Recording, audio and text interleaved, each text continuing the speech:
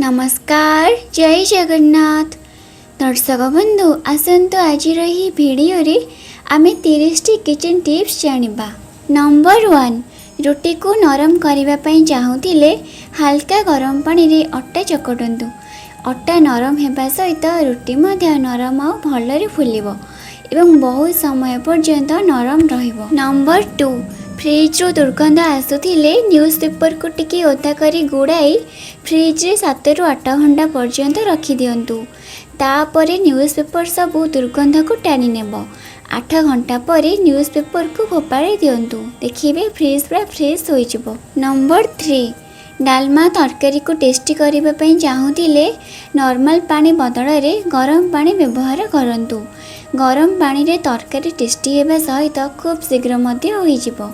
Number 4 कंचा लंका रू डेम्फ छड़ाई एवं रसुण रू चोपा छड़ाई एयर टाइट कंटेनर रे फ्रिज रे स्टोर करी रखिले ताहा अधिक दिन पर्यंत सुरक्षित होइकी रहिबो। नंबर 5 बिरी जाई किंबा मुग जाई को शीघ्र बतुरेबा पई चाहूतिले गरम पानी रो व्यवहार करंतु। जाई बहुत जल्दी बतुरी जिवो। नंबर 6 सुजी रे पोक न हेबा पई बा सुजी जल्दी नष्ट न हेबा को चाहूतिले सुजी को फ्राए करी बा हल्का फ्राए करी की ठंडा करी एयर टाइट कंटेनर रे स्टोर करी की रखी दियंतु।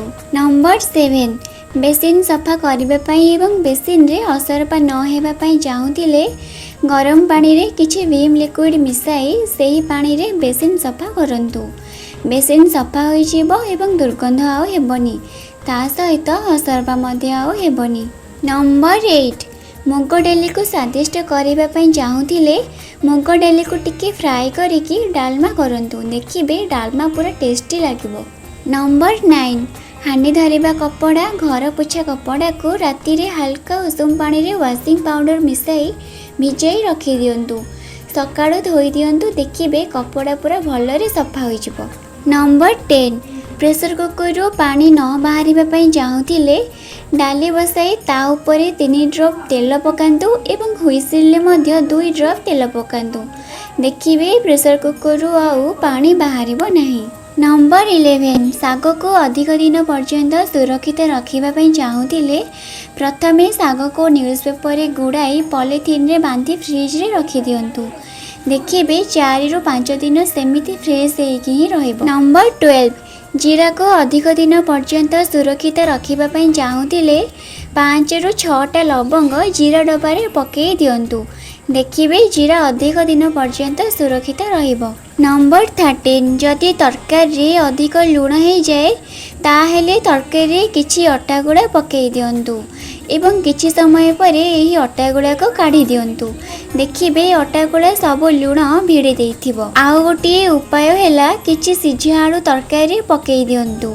तरकारी आ लुणिया लागिबनी। नंबर 14 जदि क्षीर गरम करबा समय रे क्षीर उतुरी की बाहर को आसुछि ताहेले क्षीर पात्र उपरे एक काठ चामच किंबा डंकी रखी दियंतु। क्षीर आ उतुरिबो नाही। नंबर 15 पूरी नरम करबा पई चाहूतिले अटा चकटिबा समय रे सेथिरे 1 चमच सुजी किंबा 1 चमच चाउल गुंड मिसाई दियंतु। देखिबे पूरी पूरा सॉफ्ट और नरम लागे। नंबर 16 रुटी करी सारिबा परे रुटी को अधिक समय पर्यंत नरम रखिबा को चाहूतिले रुटी उपरे किछि खंड अदा रखी दियंतु। देखिबे रुटी पूरा नरम रहिबो। नंबर 17 लंका गुंड को अधिक दिन पर्यंत रखिबा को चाहूतिले सेथिरे टिके हेंगो गुंड पकाई दियंतु अथवा लंका गुंड रे किछि लूण मिसाइले लंका गुंड अधिक दिन रुहे केबे भी फिंपी धरे नाही। नंबर 18 अटा चकटिबा बेले सेथिरे टिके तेल किंबा क्षीर मिसांतु। एहा द्वारा रुटी नरम हेबो अथवा अटारे दही मिसाइले रुटी नरम सहित अधिक स्वादिष्ट मध्य लागिथाए। नंबर 19 घरे इडली करबा समय रे आणरे बा सदुरे अल्प टिके क्षीर मिसाइले इडली नरम सहित अधिक स्वादिष्ट लागिथाए। नंबर 20 अंडा सिझाइबा बेले जदि अंडा फाटी जाउछि ताहेले अंडा सिझाइबा बेले अल्प टिके लूण पकाई दियंतु। देखिबे अंडा आ फाटिबनी। नंबर 21 सुजी इडली बनैबा पई चाउल एवं बिरी साथी मेथी दाना भिजई दियंतु। देखिबे इडली पूरा टेस्टी एवं सॉफ्ट हेबो। नंबर 22 ସବୁज पनीपरिबा रोषेई करला समय रे केबे भी खाइबा सोडा पकांतु नहीं।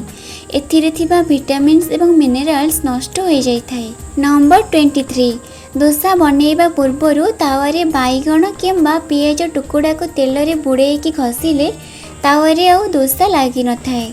नंबर 24 आचार डब्बारे रखिबा पूर्वरु सेथिरे हेंगुर पाउडर पकाई देले आचार बहुत दिन जाए भलरे थाए, खराब होई न थाए। नंबर 25 पियाज भाजिबा समय रे सेथिरे टिकी लूण पकाई देले पियाज पूरा शीघ्र सॉफ्ट हो जाई थाए। नंबर 26 क्षीर छिंडी गले से पानी को फोपाड़ंतु नहीं। से पानी रे पुणी आपण क्षीर छिंडई पारिबे, न हेले अट्टा चकटिला बेले व्यवहार करंतु। नंबर 27 दही बरा करला समय रे बेरे टिके सुजी पकई भलरे फेंडी दियंतु। एमिति करिले बरा पूरा नरम सहित पूरा टेस्टी लागि थाए। नंबर 28 आलू पराठा तैयारी करिबा बेले आलू मसला रे टिके कस्तूरी मेथी मिसाई दियंतु।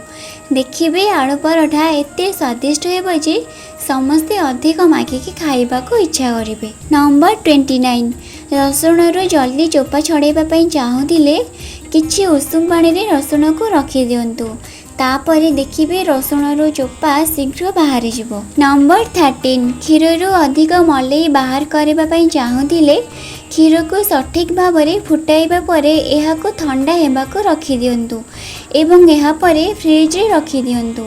एही कारणरू क्षीर रे थिबा क्रीम अधिक परिमाण रे मोटा होई जिवो। दर्शक बंधु जदि मोर एही भिडियोटी आपनको भल लागिथिबो लाइक कमेंट एवं सब्सक्राइब निश्चिंत करिवे। रहिले जय जगन्नाथ।